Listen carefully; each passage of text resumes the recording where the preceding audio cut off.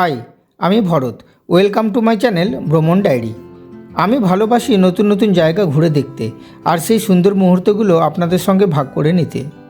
এই বছরই 3 থেকে 8 মার্চ পর্যন্ত আমাদের একটি ফ্যামিলি ট্যুর ছিল কাশ্মীরে।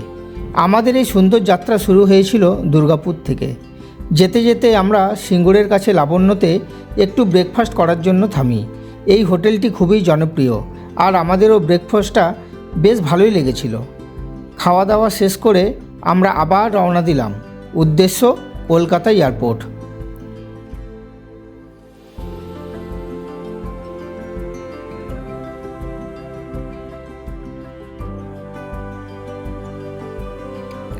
কারণ আমাদের ফ্লাইট ছিল এখান থেকেই শ্রীনগরের উদ্দেশ্যে ভায়া চণ্ডীগড়।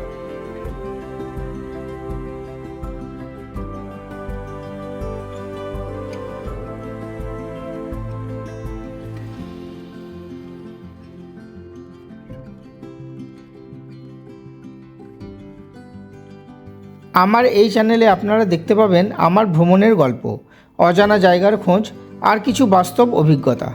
আসলে এর আগেও একবার কাশ্মীর ট্রিপ প্ল্যান করেছিলাম, কিন্তু সেই ট্রিপটা ক্যান্সেল হয়ে যায়।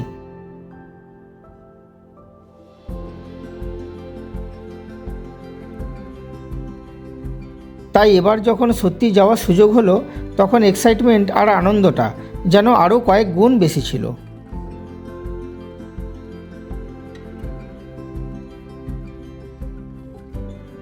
অবশেষে আমরা পৌঁছে গেলাম সুভাষচন্দ্র বসু ইন্টারন্যাশনাল এয়ারপোর্ট, কলকাতায়।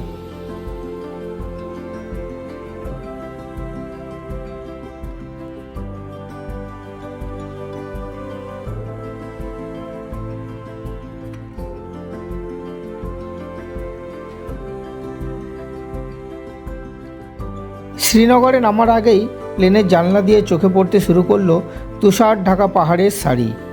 নীল আকাশের নিচে সাদা বরফে মোড়া সেই অপূর্ব দৃশ্য দেখে মনে হচ্ছিল আমরা যেন ধীরে ধীরে এক স্বপ্নের জগতে প্রবেশ করছি।